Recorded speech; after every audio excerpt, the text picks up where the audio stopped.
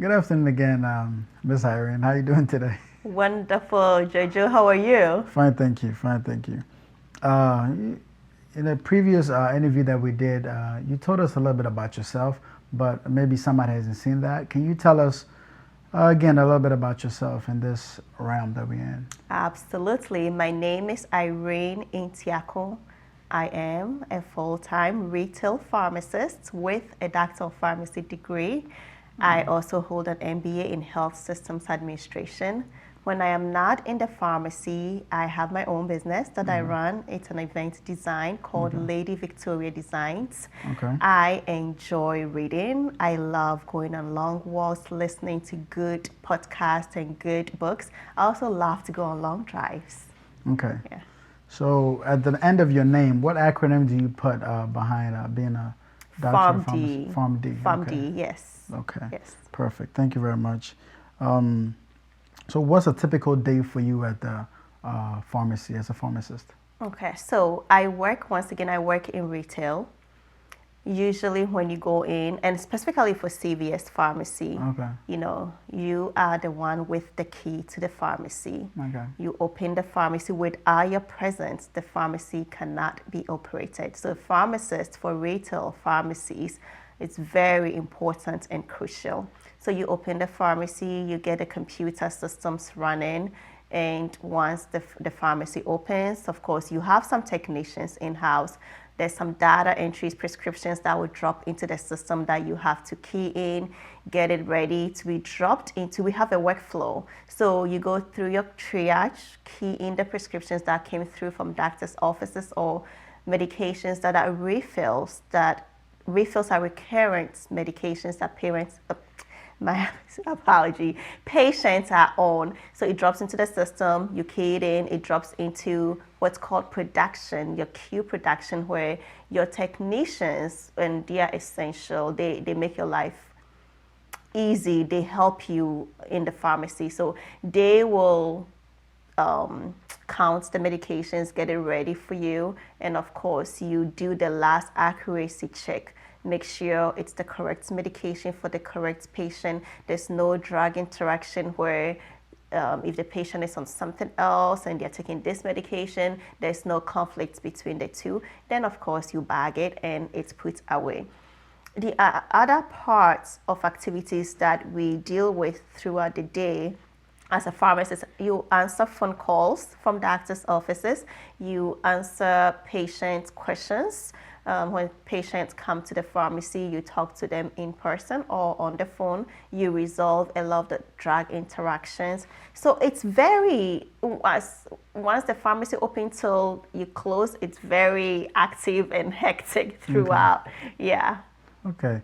Thank you very much for that information. However, you dropped a term in there that I might like for you to break down. You said triage. Yes. For the average person, what would you say triage is? So triage, once again, with CVS specific work flow system, we have all for example, when the prescriptions come through from the doctor's office, they go to a portal where we call the triage. So that's where we see the prescriptions, type them in. So it becomes available for the person at the second workstation, which is production, to print it, count the medication, then give it to the pharmacist. Okay. Yeah. I got you. So for pharmacists, I don't know. I mean, you say you are retail pharmacist. Yes. I'm guessing there are other kinds, hospital and different Absolutely. things. There's hospital, long-term care, there is research. So it's varied. And I always tell pharmacy interns, when you go on your rotation, you got to pay attention to which rotation field you loved. Okay. Don't pick an area based on the money. A lot of people would say, oh, retail pays more, but it's the most stressful out of all the pharmacy, different pharmacy work fields. Yeah. Okay. So what are the hours like, day to day? What are your hours that you work? So for CVS in particular, I work longer hours. So sometimes I could go in from 7 and don't close till 7. And if it's extremely busy, I could be there like from 7 to 8, 7 to even 10. But if the typical work hours are maybe 7 to 5, 7 to 6. Okay. But like I mentioned, some of us work longer hours. Okay. Yeah. Okay. Somebody was telling me something a while ago about the pharmacy field, that some people are able to work 7 days on, 7 days off. That is overnight pharmacists. Okay. Yes, overnight pharmacists are able to pull 7 days throughout and then they get 7 days off. But that is typically for overnight pharmacists, not day pharmacists. Right. And is that in all retail pharmacy or in all different all fields? I think it's different. My sister, Angie, works for Kaiser and she works overnight and she typically does 7 on and 7 off. Okay. And I know of the pharmacy that I work now, the particular CVS pharmacy location that I work now used to be 24 hours. And I know the pharmacists who used to work there used to do 7 on and 7 off. Okay. It's just, I think it's easier because you're not sleeping, so you do need some time to recover. Okay, okay. Yeah. That sounds good. So you talked about the days. Okay, so I don't have any job I think pharmacy is pretty straightforward. People know what pharmacists are. It's pretty straightforward. So I would say, okay, for my personal experience, I didn't know anything about pharmacy until I started working in a pharmacy. Okay. So I would suggest to anyone who is interested in going to the field to first work or volunteer in some field of pharmacy to get a feel of the job, of the work, of that career path before embarking on it. Okay, okay. Yeah. Got you. Is that something that you'd always wanted to be, or did you get influence from family, or what motivated you to be a pharmacist? Okay, so from growing up, my grandmother always wanted me to be a medical doctor. Okay. Deep within me, I knew that was not a path for me. So, but I had always been in the sciences. I've always studied 1 or 2 of the sciences. So when I first moved to this country, I did biology. Then I saw this commercial on TV for pharmacy technician. So I go like, okay, let me just take that technician licensure and just start working. And when I started, when I started working as a technician and I was about to graduate from college, I didn't know what else to do with myself. So all I knew was just the pharmacy that I've been working. So I tell my pharmacist at that time, you know what, I like what you do. I think I can do it. So I'm just going to go to school. And I just applied, and that's how I ended up being a pharmacist. I applied, and another thing I would say is once you apply for pharmacy school, you have to take PCAT, the standardized test. I don't believe it's a true test of intelligence. So this is what I tell anyone interested in going to pharmacy school. Whether you pass that or not, still apply, because you may still get the opportunity to be interviewed and you will still get into pharmacy school, although you may not have passed that standardized. Met that minimum score. Okay. So never be discouraged if you don't get that minimum PCAT score. Okay. Still go ahead and apply to pharmacy school, get your interviews, and when you get in there, work really hard. Okay. Yeah. Thank you very much.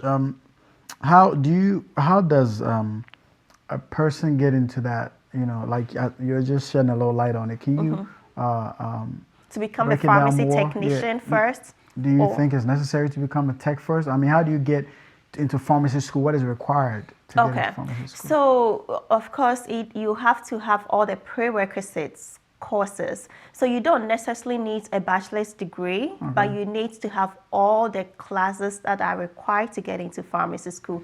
I got my 4-year biology degree because, once again, I really didn't know what it is I wanted to do with myself. If I knew I wanted to be a pharmacist right away, I would have just got my associates and just got into the program. But I didn't know.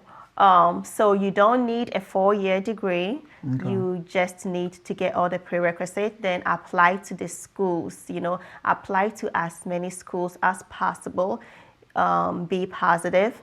I'll also say it helps when you work in a pharmacy where you can get some recommendations or referrals from somebody in the pharmacy or in the healthcare field. Okay, okay, right. Thank you very much. From the way you're speaking, it seems like there are no cutting corners. You have to go to college for it. And so, looking at going to college, you mentioned the bachelor's degree, and you also mentioned you can get an associate degree and get in there. So, what is, going either route? What is the tuition like going into the pharmacy school? I mean, what's the range? What could a person expect? Okay, for the tuition. Yes, length of school and tuition, all that stuff. Oh goodness, it could cost anywhere from 75,000 about 150,000, depending on which program, which place you go to. So yes, it is expensive, but it's all worth it. Once you come out and you work, you can pay your student loans. Okay. Yeah. And you mentioned you have doctorates in pharmacy. Is that the Yes. only way now? Yes, now they are only offering PharmD. Okay. Yes. Okay. And I will also advise, if you can, when you start pharmacy school and you have other passion or desire in other field, go ahead and pursue that too. I got my master's in health administration when I was doing my pharmacy, working on my pharmacy degree. Okay. Okay. Yeah. Great information. Very good. Thank you very much. So I know that it must be very intensive. During school, did you have any moments where you wanted to throw in the towel and quit? Or what are some of the factors also that pushed you to even pursue it more, to love it more? Okay. So I was a biology degree major in undergrad, and that I would say helped me a lot with pharmacy school because I had that background. I also had worked in pharmacy as a technician for about 8 years. Okay. So I knew the names of the medications. I was familiar with it. So that I would say helped me. Now, is the program easy? Not at all. It's intensive studying. You have to be disciplined. You have to sit down. You have to read. You have to understand the material. I would say it's all hard work, but it's not work that it's impossible. No one should feel intimidated if they want to go into this field. You just have to be ready to work hard, and you can make it. Okay. Yeah. Okay. And it is rewarding when you come out. It's one of the few doctorates professionals that you come out and you make good money, over 100,000 a year. So. Okay. That was my next question. What were the rewards, both financially and even non-financially? What would you say? I mean, besides, you just mentioned that. So financially, you definitely get paid well for your degree. Just out of school, over 100,000? Well, yeah, right out of school. Now, granted, now the field is saturated, so I'm sure some companies are maybe cutting back a little bit because there's a lot of pharmacists who've been pumped into the system. But either way, it still pays well. It still pays well. I work in retail, so I can speak for my retail experience. You get to learn to relate to people, experience different kind of way of resolving problems, So it develops you as a person, your interpersonal relationship, your communication skills. These are all things you learn in retail. And also there's this fulfillment where you are taking care of someone who is sick. You're able to go through their medication, help them understand how to take their medication, understand the importance of taking their medication, and you establish relationship with your patients. And once again, I can only speak for the retail level because when I did my rotation, I knew for sure I wanted to be in retail. I did long-term care, I did hospitals, and I knew I love the chaotic aspect of retail. So that's where I've been for the past 15 years now. Oh, wow. Great. So, yes, I was going to ask, and you touched on, what you can expect. So do you think as you move forward, does it get better with, the pay? Does fresh graduate, out of school, do they make as much or nearly as much as a seasoned pharmacist? When I first came out of school, which was about 9 years ago, you could make as much as the person who's been in the field for over 10, 15 years. Really? But once again, from speaking with other grad who recently started, that's not the case. Oh, okay. So I would say now the expectation is different. You do not expect to make as much money as the person who's been in the industry for over 10 years. Okay, I got you. Thank you very much. What's the job security like? I know you touched on the fact that is getting saturated a little bit, but so now, you know, looking at it, what's the job security like now? You, as a pharmacist, you still have a lot of job security because once again, it's not just retail. Okay. There are other aspects of pharmacy that I keep telling these interns. It is not just retail. Find out what it is that you love, which other area of pharmacy that you can make yourself marketable to, you know. So don't just focus on retail. But the retail field is saturated because once again, I know some people who graduate and it took them a minute to get a job and it wasn't back in the day when I came out. But either way, it all depends on you, the person. What experience are you bringing to the table?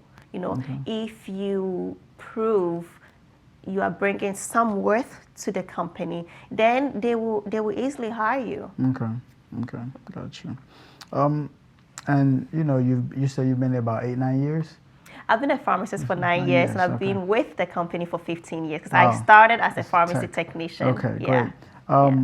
What, you know, as a pharmacist, what are some of the challenges as you stay in, as you go up? What have you experienced? Okay. So as a retail pharmacist, if you don't decide to become maybe a pharmacy manager or move up the ladder, then it gets to a point where you may feel you are doing the same thing. It's redundant. You are stuck. So it's always important that although this may be your career path, if there's something else that you love, you have to develop that also so you are not bored. Okay. And you always have to make conscious efforts to develop yourself. So once again, it doesn't feel redundant that you come in, fill prescriptions, cancel, go home, come in. You have to do more with yourself in the company or outside the company that you work for. So you are developing and growing as a person. Okay, got you. You know, and when you were going to school, or even before you got into school, what, from the outside looking in, what were the expectations? And when you got in, what is the truth that you have come to realize? Oh, that it's a lot of money till taxes hit. Then reality hitting. I remember when I got my first paycheck as a pharmacist, I called my HR and I went like, "Oh, I'm no longer an intern." They go like, "Yes, honey, that is your money." Not to say it is not good money. It is good money, but once you go into a higher tax bracket, so you have to be prepared. You know, don't say I'm a pharmacist, I'm going to increase my expenses and all of that. No, don't do that when you first start. I got you. Yeah. That's truth. That's funny, but it's true. Thank you very much for that. How, you know, as a pharmacist, you know, how has this shaped your career? I mean, your personal life. I know you talked about, you know, you talked earlier about how you've learned, you know, how to relate to people and all that. But speaking more on that, you know, how do you think it has shaped you personally? It's made me more empathetic. Okay. It's made me feel more with people because anybody that walks into that building, one, it's either the person is sick themselves, so dealing with something, or two, they are taking care of somebody who is sick, which means they are equally not in the best emotional and mental state. Perfect. So you become more compassionate. You're able to remove yourself from yourself and listen to them and put yourself in their shoe and take care of them. So if anything, I would say it's made me more compassionate, more empathetic. Okay. Thank you very much. Thank you very much.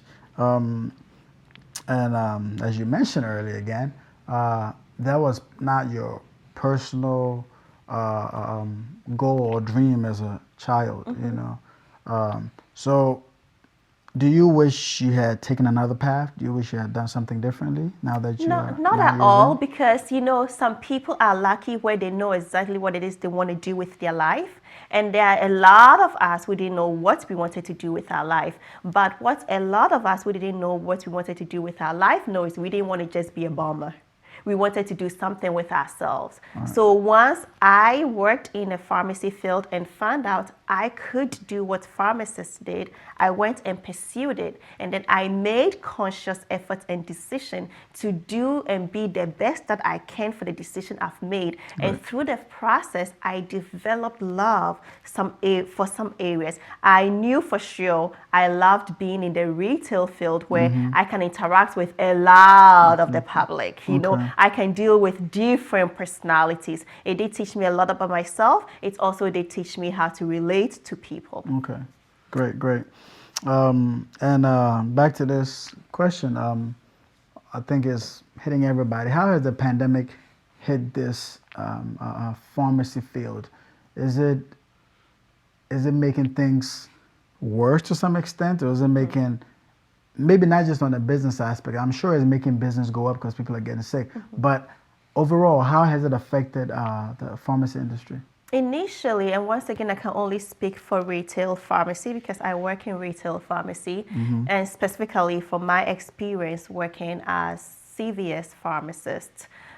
When it started, there was initial decline in the flow of people to the pharmacy with all the regulations, but the company is really good to the point where they pivoted. They figured a way to still get the medication to our patient without, so at least from what I saw from me working, it didn't affect too much of our patient care to our patients. Okay. We were still able to take care of our patient. Okay. We still went into work, we got on the phone, we did what we need to do. Medications got delivered to our patients. So yeah, we still worked. Okay, great, great. And the last question I have to ask you is, with the time of schooling, the amount of schooling that you have to do, at least 8 years, I mean, give or take, right? If you do a bachelor's degree, then Yes. it's 4 years bachelor's. Then the pharmacy, there's accelerated pharmacy degree where you could do a 4-year in 3 years. I Okay. did 4 in 3. Okay. So that's what, 7. But either way, when you come out of high school, you are so young. If you don't know what to do with yourself already, then you just go to college. Because what else are you going to do? Right. Then after college, what else next to do? You can't find high paid job with just a bachelor's degree. So Right. you have to move forward and do something else. So then what's the next thing? Either pursue a professional career or get a master's degree. Okay. So I won't say it sounds a lot, but when you pay attention to the age of coming out of school, then it's not a whole lot. And even if you're older, it's never ever too late to start anything.